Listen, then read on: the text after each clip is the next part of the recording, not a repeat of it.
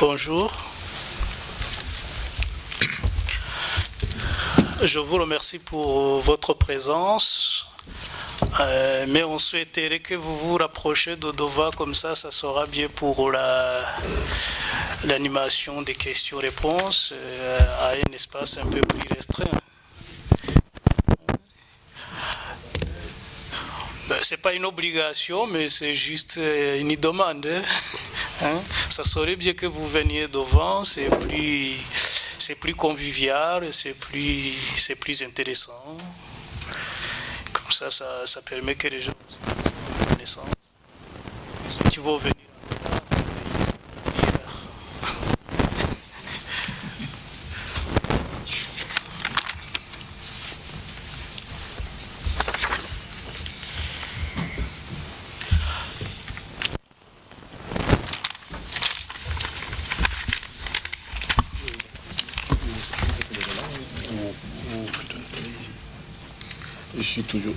Je suis principalement installé ici, mais je tourne.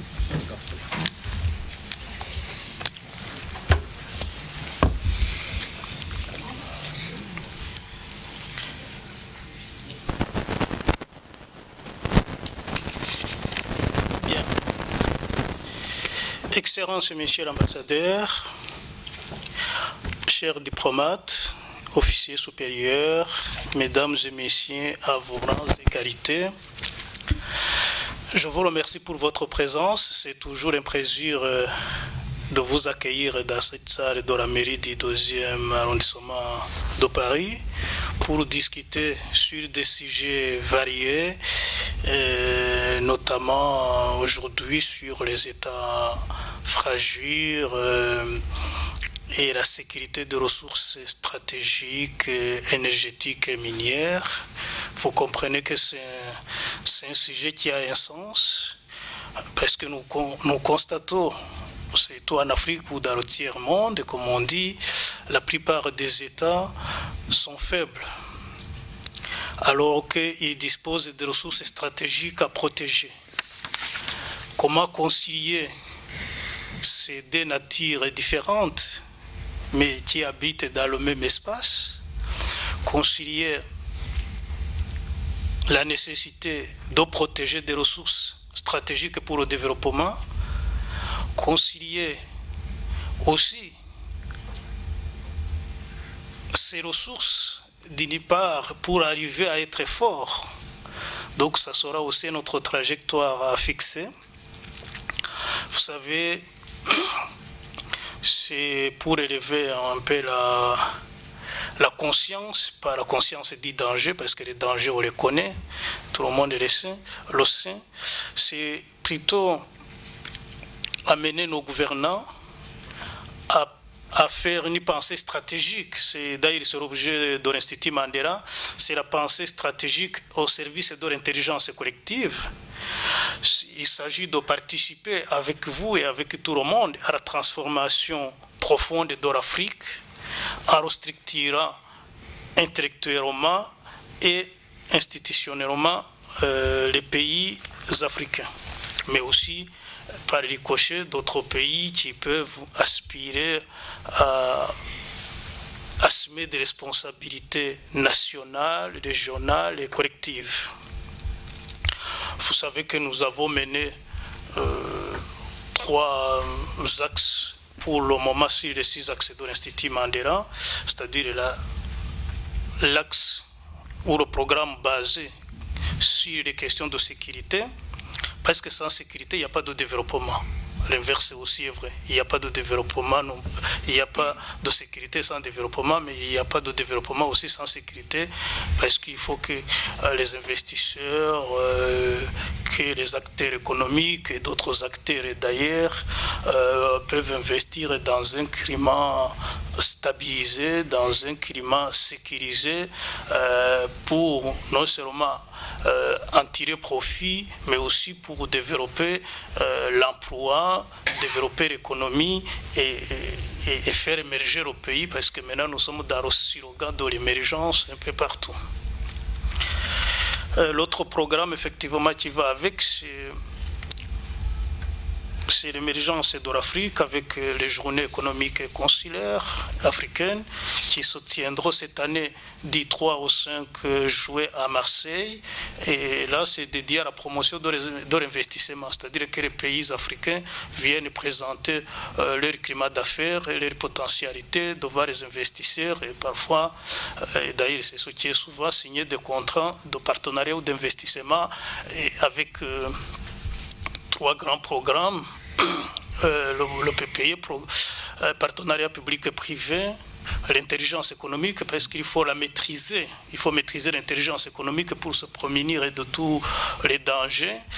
Et en fait, il ne faut pas oublier la diplomatie économique, maintenant qui est en vogue, avec la solidarité internationale. Donc ce sont ces 3 grands thèmes chaque année qui structurent, mais aussi d'autres thèmes du débat comme la croissance exceptionnelle que nous observons en Afrique, mais comment transformer cette croissance exceptionnelle à une croissance créatrice d'emplois, c'est-à-dire une croissance durable, comme on dit. Et en fait, nous faisons aussi dans le domaine de la gouvernance et de la démocratie un peu des questions de politique globale où la diplomatie, non pas la diplomatie, où la démocratie qui est universelle, c'est-à-dire les valeurs démocratiques qui sont universelles, les adapter à des réalités locales pour qu'il y ait ce qu'on peut appeler une gouvernance inclusive. On a vu le modèle de présidence tournante au Comores. On avait commencé avec ça, avec le directeur de cabinet du président de l'Union des Comores, pour expliquer que ce modèle qui n'est pas soit parfait, mais qui a donné des résultats parce qu'il y avait les tentations sécessionnistes qui se sont estompées parce que maintenant chacun peut assumer le leadership de la nation pendant 6 ans et ainsi de suite. Donc c'est dans ce cadre aussi que nous continuons cette année pour la 3e année avec le cycle de la gouvernance sécuritaire. Ce sujet d'aujourd'hui s'inscrit comme tous les ans depuis 2014 avec 5 conférences sur ces questions sécuritaires. Donc aujourd'hui, on va nous donner des grilles de lecture, mais aussi des propositions, mais aussi ce qu'on peut appeler une manière de penser autrement la sécurisation de ressources stratégiques. Le 30 juin, si nous ferons probablement des conférences, une avant-midi, l'autre après-midi, effectivement sur la Libye qui est devenue un vide stratégique et sécuritaire aux conséquences africaines que nous voyons sur le versant sud, mais aussi dans le Maghreb, mais aussi aux conséquences européennes avec l'immigration clandestine et autre chose, même parfois bientôt. Comme l'État islamique il prend racine, ça va être très difficile de ne pas peut-être ressentir prochainement les attentats ici en Europe qui partent de là-bas.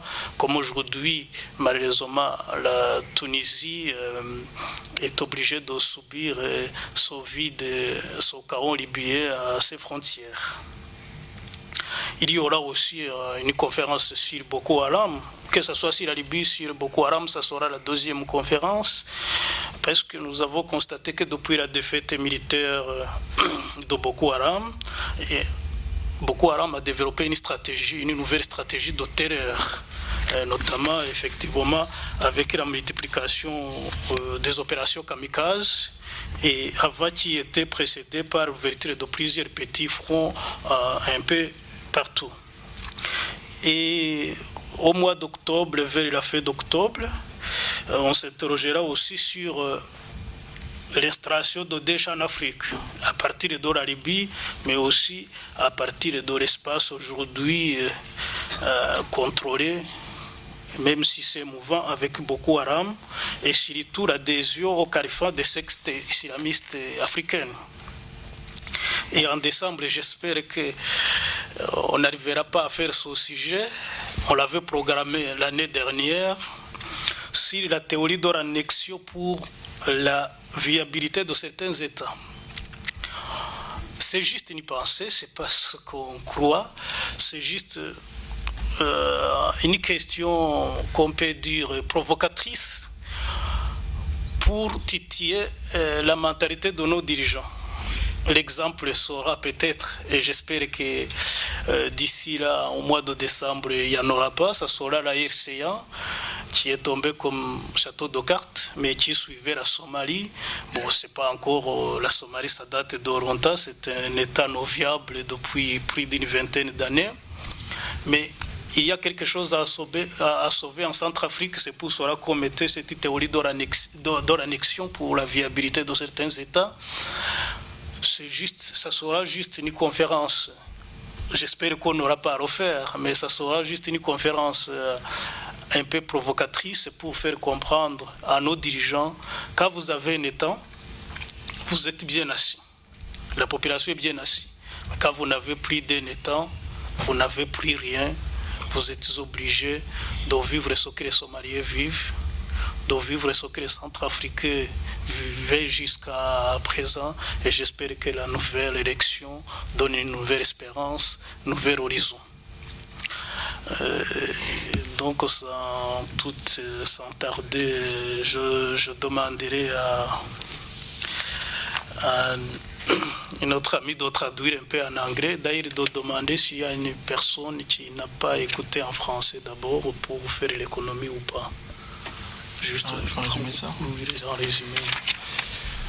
Okay, hello, hi to everybody. I will resume